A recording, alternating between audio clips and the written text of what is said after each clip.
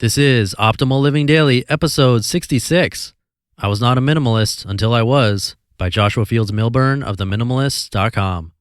Get ready to maximize your potential with Optimal Living Daily, the podcast that brings you the best in personal development and productivity every day of the week. Your optimal life awaits. Now here's your host, Justin Malik.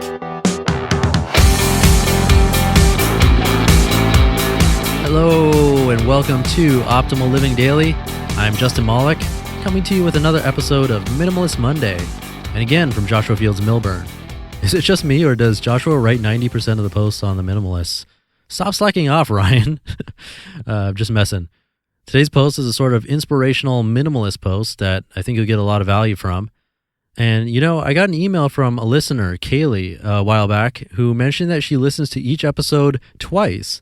Once at the beginning of the day, where she'll take note of actions that she can have throughout the day, and then she'll listen at the end, where she'll sort of check in to see if she actually implemented those actions. I thought that was such an awesome and great idea. It is only 10 minutes on average for an episode, so if you can do that, I think you'll benefit twice as much probably. So thank you for that idea, Kaylee, and also for listening twice as much as everyone else. And before I get into today's show, I want to point out that I don't have sponsors or products or services. And what that means is that I don't make money from this podcast at this time. It's actually a negative profit business because of the monthly expenses that come along with creating a podcast and website. So if you're interested in supporting the show, you can do something that's very free, and that is to join my weekly newsletter. Just text the word optimal to 44222 and you'll be in, or visit me online at oldspodcast.com, where you can also contribute if you like. And that's it. So now let's start optimizing your life. I was not a minimalist until I was, by Joshua Fields Millburn of Minimalists.com. I am not an expert. I just play one on the internet. Or rather, I wasn't an expert on anything until I was. You see, at 18, I didn't know how to be a leader, but then I took an entry-level sales job, spent a decade working my way up the corporate ladder, and eventually led a group of 100 people in 16 locations. Over time, I slowly became a, quote, expert at inspiring and leading people. At 22, I didn't know how to run a successful business, but then with no formal education, I learned. In the course of time, I opened 14 profitable retail stores for a large corporation, managed a $52 million operating budget, and eventually oversaw the operations for 150 retail stores, which I realize now as a minimalist is a bit ironic in retrospect. Over time, I slowly became a, quote, expert on business. At 25, I didn't know how to get in shape or lose the excess weight that plagued me. But then I changed my diet, began a simple exercise routine, and lost 80 pounds. And now people regularly rely on me for diet and exercise advice. Over time, I slowly became a, quote, expert on health. At 27, I didn't know how to live a meaningful life.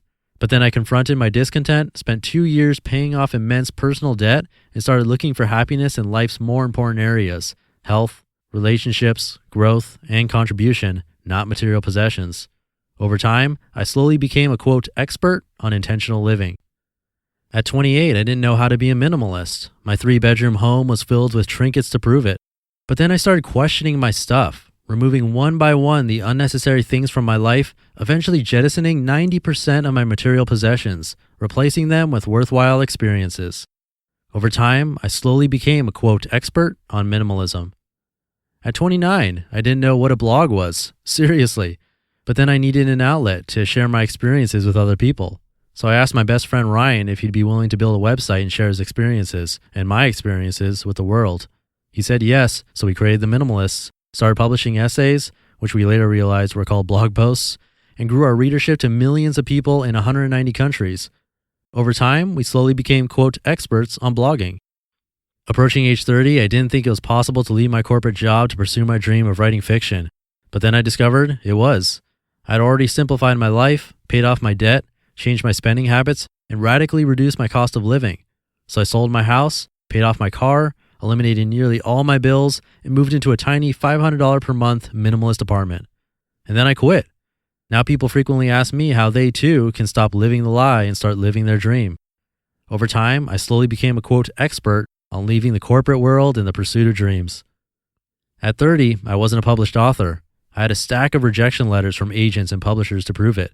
But now I've published 4 best-selling books on my own and co-founded a publishing company, Asymmetrical Press, where we help writers and other creative types circumvent the old guard. Over time, I slowly became a quote expert in the publishing world. Last year, I didn't think I could be a teacher since I don't have a college degree. But then I learned I could use my training experience from the corporate world, combined with my love and passion obsession with writing, to add value to people's lives. Thus, I started an online writing class. When the class quickly filled up, I was shocked, so I offered an upgraded online version for everyone. Most important, my students, ranging from teenagers to PhDs, have found tremendous value, have grown as writers, and have given me the opportunity to contribute to their successes. Over time, I slowly became a quote expert on writing and teaching. I didn't tell you any of this to brag or boast or inform you of how great I am. I am far from great. There won't be a life-size bronze statue of Joshua Fields Millburn occupying the streets of Dayton, Ohio anytime soon. I'm flawed and tattered and perfectly imperfect, just like you. I wasn't able to do any of the above because I was smarter or better or funnier or more toothsome than the next guy. Instead, there were 2 commonalities among all these paths to expertise: time and action. None of it happened overnight. It took time, and it wasn't easy. It took consistent action, incremental actions that morphed into habits over time. Now, when I look in life's rearview mirror, everything is different. Over time, I slowly became a quote expert, and so can you. You just listened to the post titled, "I Was Not a Minimalist Until I Was," by Joshua Fields Millburn of the Minimalists.com. Another great post for Minimalist Monday. And once again, if you'd like to help support this show, you can join my weekly email list through my site, oldpodcast.com, and you'll actually have a chance to win the book Minimalism, Live a Meaningful Life by this very Joshua and Ryan. And I give away a copy every month to a random person on my mailing list.